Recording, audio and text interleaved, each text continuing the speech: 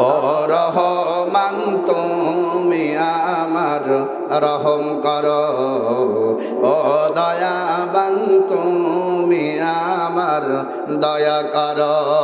ও রহমান তুমি আমার, ও রহমান তুমি আমার রহম করো, ও রহমান তুমি আমার রহম করো। ও দয়াবান তুমি আমার দয়া করো। আল্লাহুম্মা সাল্লি আলা, জোরে সবাই, মাওলানা মুহাম্মদ আলা সাইয়্যিদিনা আমি যদি কখনো তায়েফে যাই,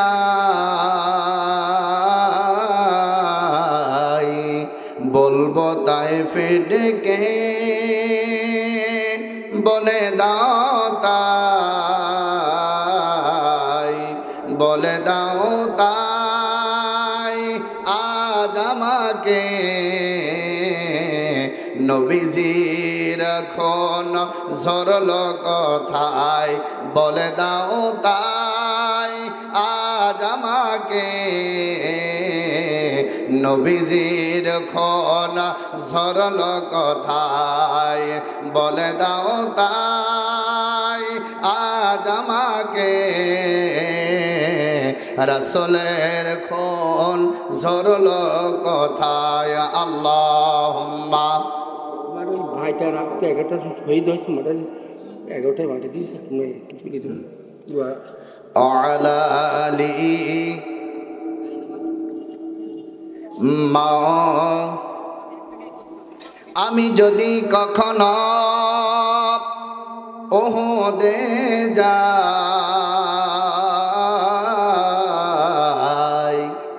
বলবো ওহদে ডেকে বলে দাও তাই, বলে দাও তাই আজ আমাকে নবীজির দাঁত হারালো কোথায়, বলে দাও তাই আজ আমাকে নবীজির খুন ঝরল কোথায়। লা ইলাহা, জোরে লা ইলাহা, একসাথে লা ইলাহা, লা ইলাহা ইল্লাল্লাহ, লা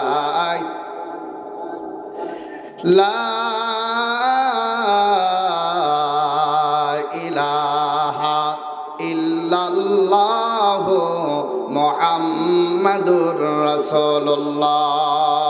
জবান খুলে বলেন সাল্লাল্লাহু আলাইহি ওয়াসাল্লাম। জবান খুলে আল্লাহকে ডাক দিয়ে বলেন তো আল্লাহু আকবার। সবাই জবান খুলে বলেন লিল্লাহি তাকবীর, আল্লাহু আকবার।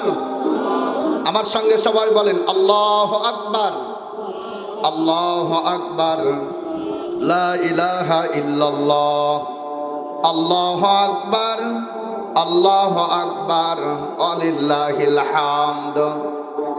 আল্লাহ তাআলার দরগাহ ইলাহিতে অন্তরে অন্তরস্থল থেকে শুকরিয়া দান জ্ঞাপন করছি যে মহান মুনিব হাজারো ব্যস্ততাকে উপেক্ষা করে শারীরিক সুস্থতা দান করে পবিত্র মাস, জবান খুলে বলেন তো কি মাস এটা, বলেন বলেন, জিলহজ মাস। এই পৃথিবীর ভিতরে রমজান মাসের পর আল্লাহর কাছে সবচাইতে বেশি পছন্দনীয় মাস, ওই মাসটার নাম বলেন বলেন, জিলহজ মাস। জিলহজ মাস আল্লাহর কাছে এত পছন্দনীয় মাস, এই মাসে আল্লাহর কোনো গোলাম যখন আল্লাহকে ডাক দেয় আল্লাহু আকবার বলে, আল্লাহ তাআলা বলেন অন্য মাসে ডাকলে যে সওয়াব হয় তার চাইতে 70 গুণ ওখান থেকে আরো বৃদ্ধি করে আল্লাহ তাআলা সওয়াব দান করে দেন। জবান খুলে বলেন আল্লাহু আকবার। আমরা জানি ঈদুল আজহার হাদিস থেকে মোটামুটি এই দিনে প্রায় 17 থেকে 18টা সুন্নাহ আছে। আল্লাহ রাসূল সাল্লাল্লাহু আলাইহি ওয়াসাল্লাম এই দিনে যে কাজগুলো করতে সবচাইতে বেশি পছন্দ করতেন, ঈদুল আজহার দিনে নিজে কোরবানি করতেন, আল্লাহর কাছে প্রার্থনা করতেন। তার কারণ হলো আল্লাহর দরগায় যখন কোরবানি করা হয়, দুনিয়ার এই কোরবানিটা আল্লাহর কাছে যদি আল্লাহর মতো করে পছন্দ হয়ে যায়, রব্বে কারীম তার জীবনের গুনাহগুলো মাফ করে দিয়ে তাদেরকে মাসুম বানায় দেন। জবান খুলে বলেন সুবহানাল্লাহ। কিন্তু অতীব দুঃখের ব্যাপার হলো আল্লাহর কাছে পছন্দনীয় যে কাজ, ওইটার নাম হলো আজকের এই দিনে সালাত আদায় করা, খুতবা পড়া, এরপরে আল্লাহর গোলামেরা আল্লাহর রাস্তায় পশু কোরবানি করা। দুঃখের ব্যাপার হলো আমাদের এই সমাজে এমন অনেক মানুষ আছে যাদের কোরবানি করার পরেও তারা কোরবানি দিতে পারে না, পশু কোরবানি করতে পারে না। আবারও এর চাইতে বড় পরিতাপের ব্যাপার হলো আমরা কোরবানি করে জবান খুলে বলেন তো কার জন্য? এদিকে একটু খেয়াল করেন ভাই, আমরা কোরবানি করি কার জন্য? যেগুলো বললেন না ওগুলোর মনে হয় আর কোনো কিছু আছে নাকি? আমরা কোরবানি করি কার জন্য বলেন বলেন। কিন্তু সমাজের ভিতরে দৃষ্টিপাত করলে দেখা যায় এমন অনেক মানুষ আছে যারা কোরবানি করে না সামর্থ্য থাকার পরেও। 2 নাম্বার যারা করে তার অধিকাংশ টাকা অবৈধ। এ কথা বলছেন না কেন? বলেন ঠিক কিনা বলেন। সবার না, আল্লাহর গোলামেরা কোরবানি করার জন্য 1 নাম্বার শর্ত হলো তোমাদের আমাদের ঈমানদার হতে হবে। ঈমান যদি না থাকে 50টা গরু যদি কোরবানি দাও, আল্লাহর কাছে যারা পরিমাণ সওয়াবের আশা করার সম্ভাবনা না। আল্লাহ তাআলা ডাকতে বলে কুল ইন্না সালাতি ওয়া নুসুকি ওয়া মাহইয়ায়া ওয়া মামাতি লিল্লাহি রাব্বিল আলামিন।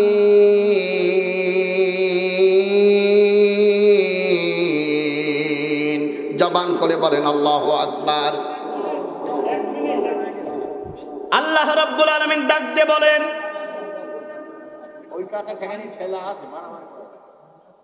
হে নবী আপনি বলেন, কুল আপনি বলেন, কুল মানে বলা। আল্লাহর নবী আপনি বলেন ইন্না সলাতি নিশ্চয় আমার নামাজ, ওয়া নুসুকি ওয়া মাহইয়ায়া আমার কুরবানি, আমার জীবন আর আমার মরণ। একটু জবান খুলে বলেন তো এই দেশের প্রধানমন্ত্রীর হাতে? হ্যাঁ, কার হাতে? বলেন বলেন। আল্লাহ তাআলা মুমিন জাতি নয় তাম পৃথিবীর সৃষ্টিকুলকে ডাক দিয়ে বলেন ইন্না সলাতি নিশ্চয় আমার নামাজ। জবান খুলে বলেন তো কার জন্য? এই যারা আল্লাহর জন্য নামাজ পড়তে এসেছেন এখানে, জবান খুলে বলেন আমাদের ঈদের নামাজ কার জন্য?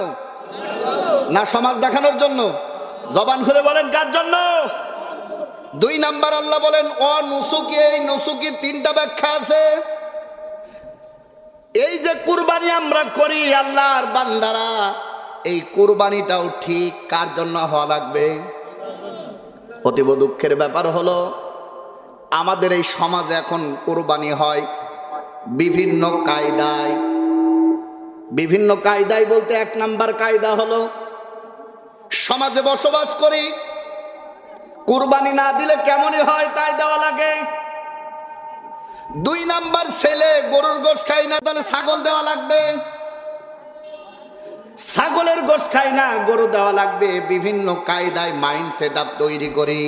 কিন্তু আমার আল্লাহ রাব্বুল আলামিন ডাক দিয়ে বলেন কুল ইন্না সলাতি ওয়া নুসুকি। আল্লাহর বান্দারা শুনে নাও, তোমার নামাজ, তোমার নামাজ, তোমার কুরবানি একমাত্র হওয়া লাগবে। এবার জবান খুলে বলেন কার জন্য? সবাই জোরে বলেন কার জন্য? শুধু এই কুরবানি আর নামাজ না, মুমিন যারা হবে, কুরবানি যারা করবে, ওদের অন্তরাত্মার ভিতরে এই চিন্তা নিয়ে আসতে হবে। শোনে নাও, ওমাহিয়া ওমামাতি লিল্লাহি রাব্বিল আলামিন। আমার জীবন, আমার মরণ, আমার জীবন আর মরণের যত কিছু আছে সবগুলো একমাত্র শুধুমাত্র আমার আল্লাহর জন্য। জবান খুলে বলেন সুবহানাল্লাহ। আল্লাহর গোলামেরা, যেই কুরবানির সিস্টেম আমরা দেখি, এই কুরবানিটা পৃথিবীর আবহমান কাল থেকে আসতেছে, পৃথিবীর শুরু লগ্ন থেকে আসতেছে। আদম আলাইহিস সালাতু ওয়াস সালামের সন্তান থেকে শুরু করে আল্লাহর গোলামেরা এ পর্যন্ত যেগুলো আসতেছে, কুরবানি শুরু হয়েছে হযরত আদম আলাইহিস সালাতু ওয়াস সালামের ওই জামানা থেকে। এখানে বিশদ আলোচনা, শুধু মূল পয়েন্টটুকু আমি বলতে চাই আমার ভাইয়েরা। ওই সময় কুরবানি ছিল তাদের কিছু সম্পদ কিংবা যেটা কুরবানি করত সাদিকাল ময়দানে রেখে আসতো। যার কুরবানিটা আল্লাহ কবুল করত, ওটা আসমান থেকে এক ধরনের আওয়াজ আসতো, কোন কিতাবে এসে আগুন আসতো, এসে ওইটা শেষ করে দিত, ওইটার কোনো চিহ্ন থাকতো না। আর যেটা কুরবানি কবুল হতো না, ফাঁকা ময়দানে পড়ে থাকতো। আমি এখন জানতে চাই, বলেন তো দেখি, ওই সিস্টেম কি এখন আছে? আমার কথা বোঝেন নাই? আল্লাহর গোলামেরা চিন্তা করেন, প্রথম কুরবানি সিস্টেম ছিল কেমন? তাদের পশু সহ তাদের যে সম্পদগুলো আল্লাহর রাস্তায় কুরবানি করা হতো, এমন ফাঁকা ময়দানে রেখে আসতো। এইটা হাফিজুরের, ওইটা জিহাদির, এইটা সলিমুল্লাহর, ওইটা কলিমুল্লাহর, এইভাবে এক এক করে রেখে দেওয়া আসতো। যারটা আল্লাহ কবুল করতেন ওইটার চিহ্ন থাকতো না। আমার তো মনে হয় এই সিস্টেম যদি এখন চালু থাকতো, তাহলে অধিক অংশ মানুষের কোরবানি মাঠে ময়দানে মারা যেত। কথা বলছেন না কেন?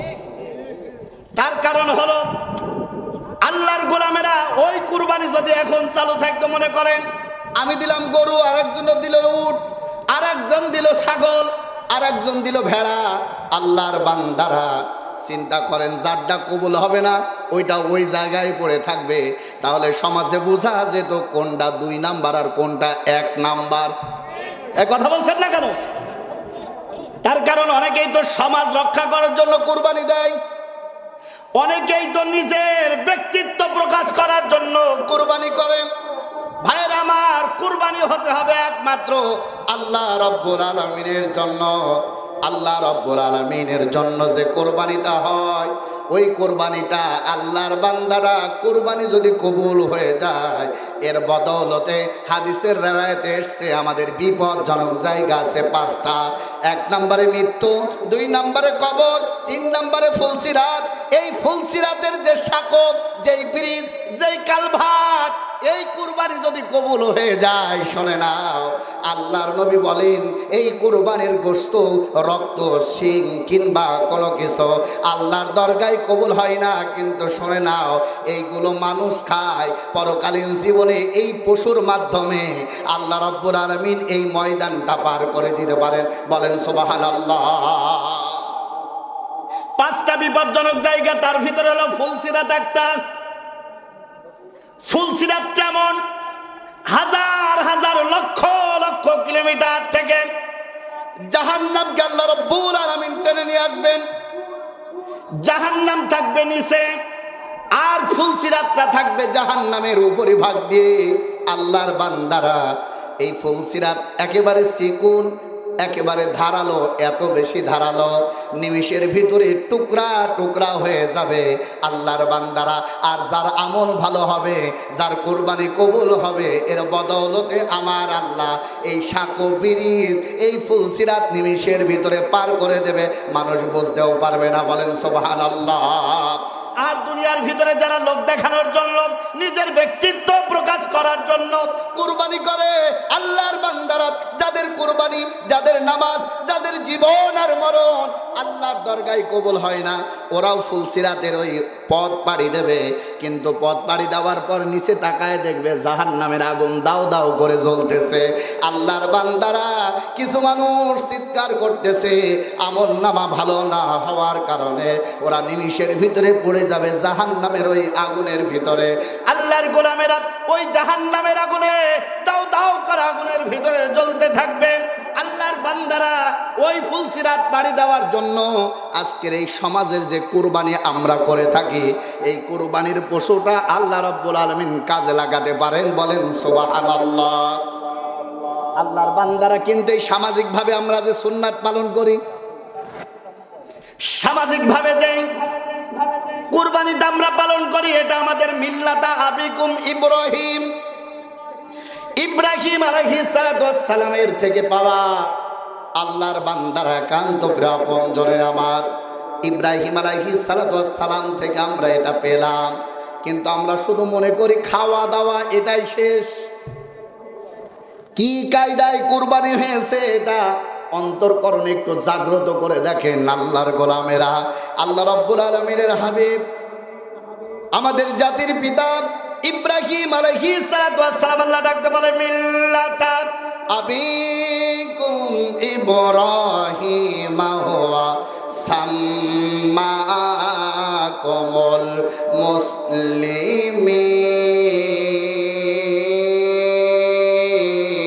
মুসলিমিন। জবান খুলে বলেন আল্লাহু আকবার।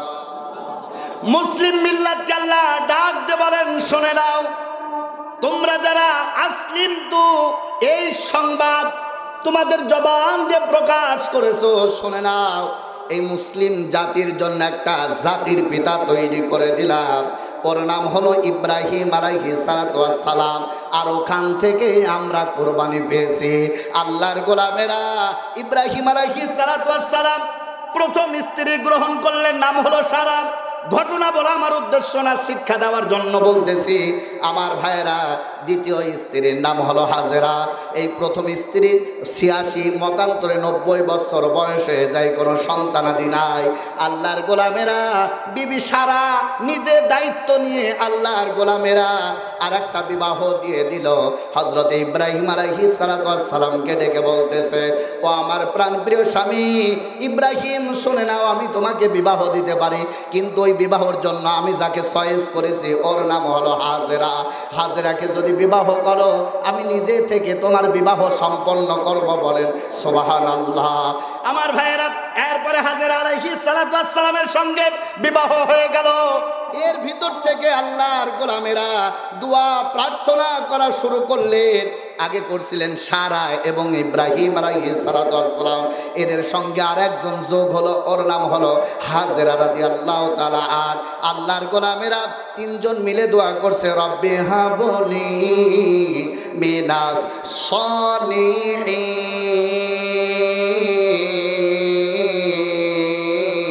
সলিহিন, বলেন সুবহানাল্লাহ।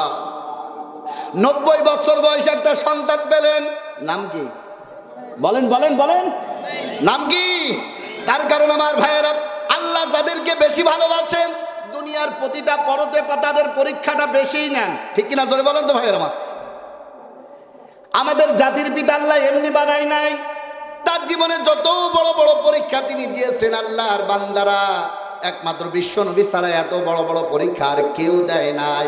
সমস্ত পরীক্ষায় সাকসেস হয়েছেন, সফলতা অর্জন করেছেন, একটা বারো পিছনে তাকায় নাই। আল্লাহর মদদ পাওয়ার জন্য সব পরীক্ষায় উত্তীর্ণ হয়েছেন, বলেন সুবহানাল্লাহ।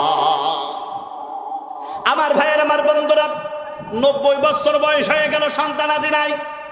হাজারো মুনাজাত করার পর এখন এই সিস্টেম মুনাজাত সন্তানাদি যাদের নাই, সিস্টেম অপর পৃষ্ঠায় দেখেন আল্লাহ পাক রব্বুল আলামিন কিভাবে সন্তানাদি পাওয়া যায় সেটা কোড করে দিয়েছেন।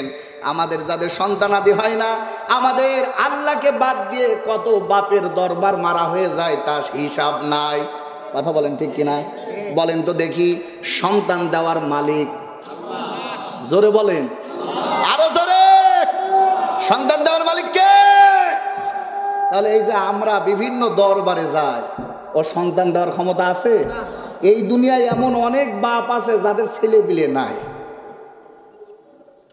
আল্লাহর গোলামেরা, আল্লাহ শিখিয়ে দিচ্ছে যাদের সন্তান নাই তোরা চাবি আল্লাহর কাছে।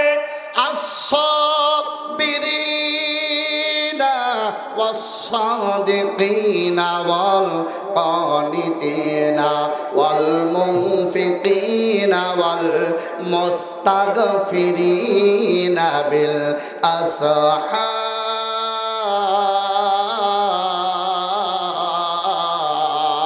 বলেন আল্লাহু আকবার। আল্লাহ ডাকতে বলে ফরজিয়াত গুলো পালন করার পর তাহাজ্জুদের সিজদায় পড়ে যাও। সিজদায় পড়ে যে আল্লাহর কাছে তোমাদের জাতির পিতা ইব্রাহিমের মতো চাও, রব্বি হাবলি মিনাস সলিহিন, আল্লাহ তুমি আমাকে একটা নেককার ধৈর্যশীল সন্তান দাও। শুধু সন্তান চাইলেই হবে না, সন্তান হলে ডিপজলের মতোও হতে পারে, আবার আল্লামা মামুনুল হকের মতোও হতে পারে। কথা বলেন ঠিক না? দুইটা কি এক? কথা বলেন দুইটা কি এক? আল্লাহর গোলামেরা, ও আল্লাহর বান্দারা, সন্তান যদি সন্তানের মতো হয়, ওর দ্বারা জান্নাতের পথ সুগম হয়। এমন সন্তান আছে যেটা সমাজের জন্য ভূমিকম্প, যেটা সমাজের জন্য ভয়ঙ্কর। এমন সন্তান দরকার নাই, সন্তান দরকার তেমন যাকে দেখলে চক্ষু শীতল হয়ে যায়। ঠিক কিনা? সমাজ তো ভাইয়ের আমার, পরীক্ষা একটার পর একটা দিয়েছেন। বুড়ো বয়সে সন্তানাদি যদি পায়, না হওয়ার পরে তার প্রতি আগ্রহ কম না বেশি? বলেন ভাই, বলেন বলেন। 90 বছর বয়সে একটা সন্তান হলো, জিব্রাইল ডাক দিয়ে বলে আল্লাহ একটু পরীক্ষা করতে চাই। আল্লাহর নবী ইব্রাহিম বলছে সমস্যা নাই, আমি আমার আল্লাহর জন্য আমি আমার জীবনটা পর্যন্ত দিয়ে দিতে এতটুকু সময় নিব না, যত পরীক্ষা দেওয়ার দরকার আমি ইব্রাহিম প্রস্তুত আছে। বলেন সুবহানাল্লাহ। ভাইয়ের আমার সন্তান হলো, অনেক ঘটনা এখানে আমরা জানি। এরপর তাকে নিজের আবাসস্থলে থাকা গেল না, এটাও আল্লাহর পরীক্ষা। ধুধু মরুভূমির প্রান্তরে চলে গেল। আল্লাহর বান্দারা বিবি সারাকে বাড়ি রেখে উটের উপরে বসে আল্লাহর বান্দারা হাজেরাকে নিয়ে, আল্লাহর গোলামেরা একান্ত আপনজনের আমার সন্তান ইসমাইলকে নিয়ে ধুধু মরুভূমির প্রান্তরে চলে গেল, যেখানে কোনো মানুষ নাই, গাছপালা নাই। হঠাৎ করে একটু তাঁবু বসাইছেন, একটু বিশ্রাম নেবেন, সাথে তেমন কিছু খাবার নাই, হালকা একটু পানি আর খেজুর আর খুরমা। আল্লাহর গোলামেরা একান্ত আপনজনের আমার ধুধু মরুভূমির প্রান্তরে যে দাঁড়ালো, বসলো। আল্লাহর নবীর আল্লাহর পক্ষ থেকে জিব্রাইল এসে বলতেছে আমার আল্লাহ এখানেও একটা পরীক্ষা নিতে চাই।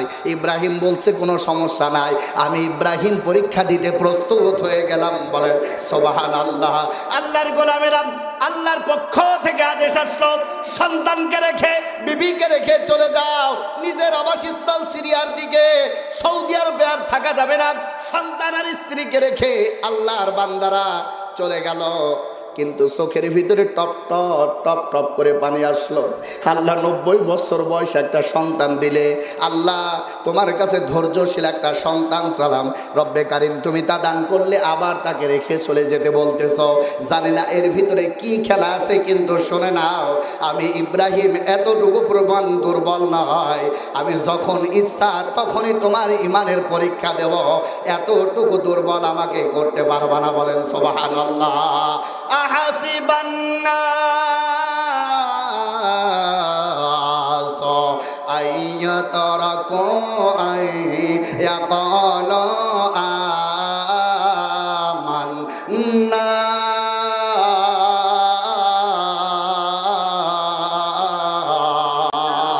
বলেন আল্লাহু আকবার। আমার ভাইরা, শুধু ঈমান আনলে হবে না, ঈমান আনলে ঈমানের পরীক্ষা আসবে, তখনই মনে করতে হবে তুমি আল্লাহর গোলাম। সারা জীবন আল্লাহর বান্দারা সেজদা করে যাও, কোনো বাধা আসে না, বাতিল পক্ষ থেকে চোখ রাঙানি আসে না, মনে করতে হবে তোমার ঈমান এখনো পরিপূর্ণ হয় নাই। কথা বলেন ঠিক কিনা আমার ভাইরা? আল্লাহর গোলামের একান্ত আপনজনের আমার আল্লাহর নবী ইব্রাহিম সন্তান আর স্ত্রীকে রেখে চলে আসলেন। পরীক্ষায় ফেল না পাস? বলেন বলেন, পাস না ফেল? এরপর যখন চলাফেরা করতে পারবে, সন্তানকে দেখা করার জন্য আসলেন। আল্লাহ ডাক দিয়ে বলেন এখানেও একটা পরীক্ষা নিতে চাই। আল্লাহর নবী ইব্রাহিম ডাক দিয়ে বলেন চিন্তা করো না, আমি আল্লাহর নবী পরীক্ষা দিতে প্রস্তুত হয়ে গেলাম। বলেন সুবহানাল্লাহ। কি করা লাগবে আল্লাহর গোলামেরা? আল্লাহ তাআলা কোট করে দিলেন, ফালাম্মা বালাগা মা'হুস সা'য়া ক্বালা ইয়া বুনাইয়া ইন্নী আরা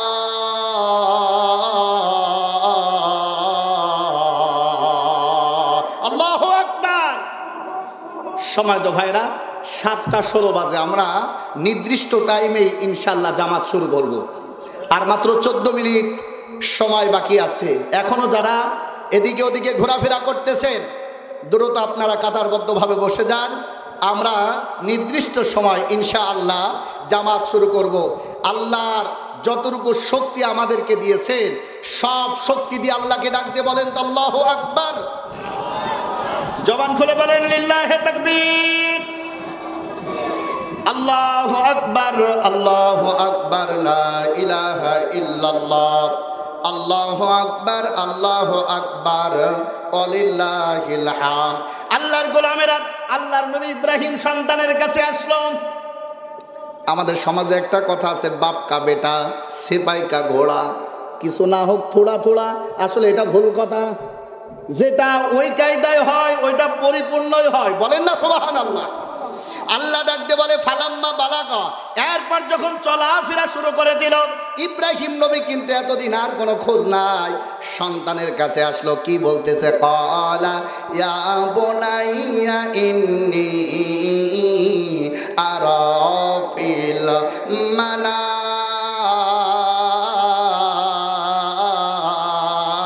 মানাম, বলেন আল্লাহু আকবার। এরপরে এসে ডাক দিয়ে বলতেছে খোকা আমি তোমার বাপ। বলছে হ্যাঁ আমি চিনতে পারছি। তার কারণ সন্তান আর বাপের ভিতরে আল্লাহ একটা আলাদা মায়া তৈরি করে দেয়, যে দুনিয়ার ভিতরে অন্য ওই মায়া অন্য কোনো মানুষের দরবারে আল্লাহ দেন না। আল্লাহর নবী ডাক দিয়ে বলছে ও সন্তান, আমি তো স্বপ্নে দেখলাম তোমারে জবে করতেছি আল্লাহর রাস্তায়। সুবহানাল্লাহ বলবেন না? তোমাকে আল্লাহর রাস্তায় জবে করতেছি। এখন সন্তান কি বলে দেখেন, সন্তান ডাক দিয়ে বলে ক্বালা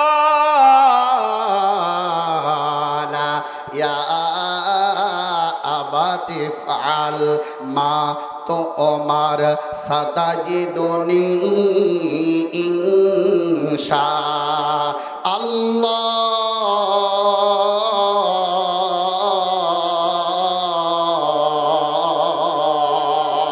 আল্লাহু আকবার। সন্তানের জবাব কেমন দেখেন। আল্লাহ রে বান্দা ডাক দিয়ে বলে ও আমার কলিজার টুকরা পিতা, শোনে নাও, আমি তোমারে কথা দিচ্ছি, আল্লাহ তাআলা যেভাবে তোমারে স্বপ্নে দেখাইছেন, আমি ইসমাইল প্রস্তুত হয়ে গেলাম। চিন্তা করো না, টেনশন করো না। এই দুনিয়ার ধৈর্যশীল সন্তানদের মতো আমি আল্লাহর দরগায় রাজি হয়ে গেলাম। সুবহানাল্লাহ। এখান থেকে আমাদের কুরবানি আসলো। ওই সময় কি নিষ্ঠুর নিদারুণ কাহিনী আল্লাহর গোলামেরা। সময় কম, ঘটনার দিকে যেতে যাচ্ছি না। মূল হিস্টোরি যেটা, সন্তান কুরবানি করতে যাবে আল্লাহর বান্দারা, একান্ত আপন জনেরা। আল্লাহ তাআলার বান্দা বললেন সাতাজিদুনি ইনশাআল্লাহ মিনাস সাবিরিন, আমি অবশ্যই ধৈর্যশীল সন্তানদের কাতারে থাকব। আমরা যে গরু কুরবানি দেই, আমরা ছাগল দেই, মনে করি অনেক কিছু। এক একটা সন্তান যদি কুরবানি দিতে হতো, আল্লাহর বান্দারা কত নিষ্ঠুর নিদারুণ অবস্থা আমাদের চোখে পড়তো। আল্লাহ বলছে আমি জালেম না। ও ইব্রাহিম, পরীক্ষার জন্য দাঁড়ায় গেলে আমি ক্ষতি করতে চাই না, আমি দেখতে চাই তোমার কলিজায় আমার আল্লাহর ভয় কতটুকু আছে, বলেন সুবহানাল্লাহ। আল্লাহর নবী ইব্রাহিম ইসমাইলকে শোয়াই দিলেন। অস্ত্র নিয়ে আল্লাহর বান্দারা বুড়ো বয়সে সন্তান পাওয়া একেবারে যেন তেন ব্যাপার না। আল্লাহর রাস্তায় কোরবানি করার জন্য প্রস্তুত, এখানে অনেক বড় ঘটনা। শোয়াই দিলেন আল্লাহর বান্দারা। এরপরে অস্ত্র নিবেন। আল্লাহ রব্বুল আলামিন জিব্রাইলকে ডাক দিয়ে বলছে জিব্রাইল, আমি কিন্তু জালেম না, আমার নাম হলো রহমান। জবান করে বলেন সুবহানাল্লাহ। যারে জিব্রাইল যা পরীক্ষা নেওয়া হয়ে গেছে, ইসমাইলকে উঠায় দে, জান্নাতি পশু ঢোকায় দে। ইব্রাহিম আলাইহিস সালাতু ওয়াস সালাম চোখটা বুঝে অস্ত্র চালাই দিলেন। আল্লাহর বান্দারা অস্ত্র চালাই দিলেন। মনের ভিতরে হচ্ছে আল্লাহ সন্তান দিয়ে পরীক্ষা নিতে চাও, আমি ইব্রাহিম পরীক্ষায় এতটুকু দুর্বলতা দেখাতে চাই না। জবে করে দিয়েছেন ফিনকি দিয়ে। আল্লাহর বান্দারা গরম রক্ত যখন শরীরে আসলো, ইব্রাহিম নবীর ভিতরে চিন্তা হলো, ও আল্লাহ তোমার নাম তো রহমান, তোমার নাম রহমান, আর আমার সন্তান দিলে 90 বছর বয়সে। ওই সন্তানের রক্ত দিয়ে আমাকে আবার গায়ের ভিতরে এমন যন্ত্রণা দিলে আল্লাহ ডাক দিয়ে বলে, ও জিব্রাইল যা আমার বন্ধুরে বল, আমার নবীরে বল, আমি আল্লাহ জালেম না, আমার নাম রহমান, চিন্তা করিস না রে ইব্রাহিম। তাকায় দেখ ইল্লা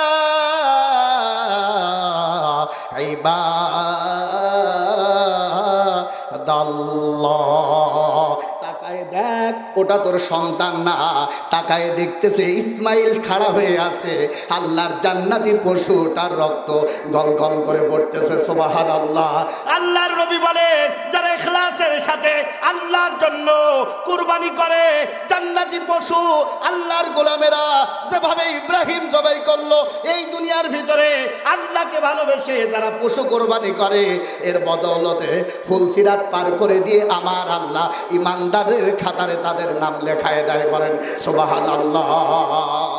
অতীব দুঃখের ব্যাপার হলো আমাদের সমাজে এমন অনেক মানুষ আছে, লক্ষ লক্ষ টাকা আছে, কিন্তু কুরবানি দেয় না।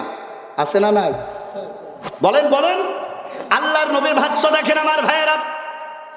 নবী আলাইহিস সালাতু ওয়াস সালাম বলেন, মান ওয়াজাদা, তোমাদের মধ্যে সাতান, এমন অনেক মানুষ আছে ওদের জন্য আমি নিষেধ করতেছি ঈদগায় আসতে। কথাটা খেয়াল করেন। নবী বলতেছেন ওদের ঈদগায় আসার দরকার নাই।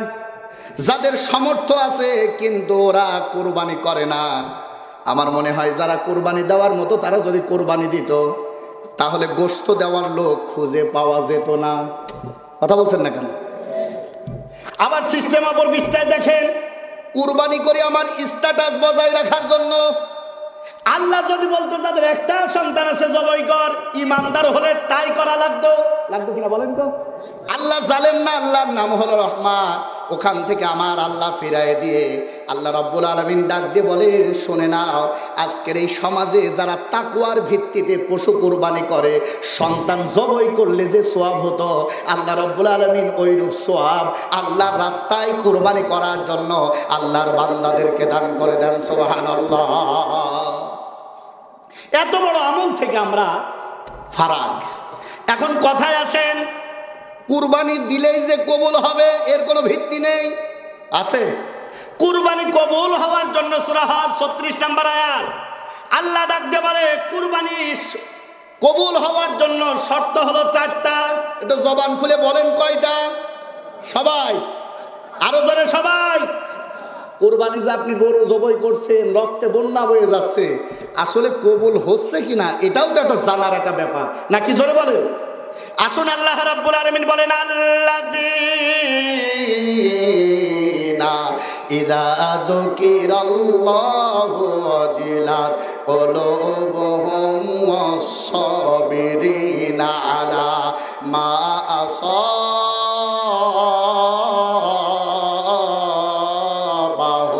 জবান খুলে বলেন সুবহানাল্লাহ। এখানে রূপকর্ত বলতেছে আমার ভাইয়েরা, যারা কুরবানি করে, কুরবানির ওই পশু দিয়ে যদি তাকওয়া অর্জন না হয়, ও কুরবানির গোশত খাওয়া পর্যন্তই শেষ। কথা ঠিক কিনা বলেন?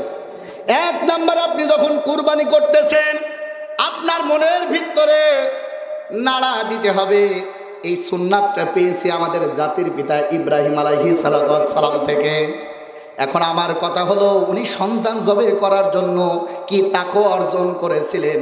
আল্লাহ, তেমন তাকওয়া আমার নাই, কিন্তু তোমার ভয় আমার কলিজায় আছে।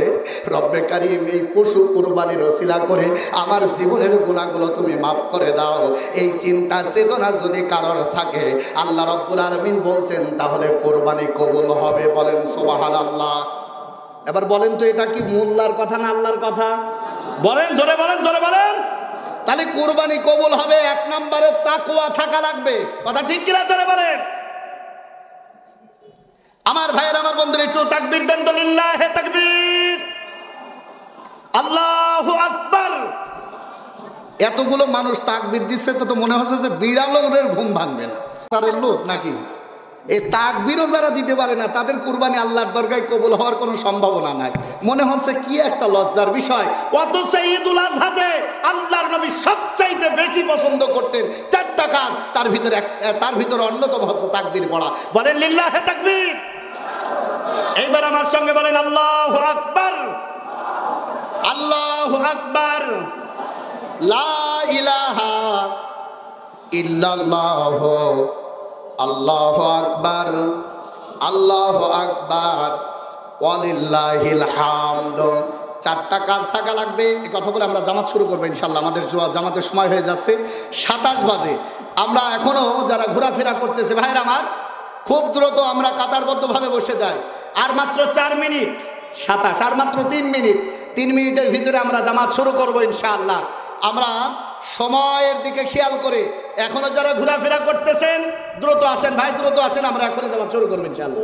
মানুষ গাছের নিচে বসে আছে, সামনে আসছে না। আমি তো সেই কথাই বলছি, তাও যদি না আসে তার দড়ি দিয়ে বাঁধতে নিয়ে আসবেন। যদি না আসে কি করবেন বলেন? তাহলে কুরবানি কবুল হওয়ার জন্য শর্ত কয়টা বললাম?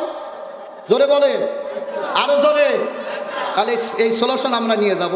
1 নম্বরে 4টা কাজ, আর 2 নম্বরে 5টা গুণ, আর 3 নম্বরে 4টা কাজ। এটা বর্জন করতে হবে। তাহলে 4টা কাজ করা লাগবে, 5টা গুণ নিতে হবে, আর 4টা দোষ বর্জন করতে হবে। এই কয়টা কাজ যদি করতে পারেন তাহলে আপনার গরু ছাগল যা দেবেন এগুলো আল্লাহর দরগায় কবুল হবে। এর ভিতরে একটাও যদি কম হয় আপনারটা কবুল হবে না।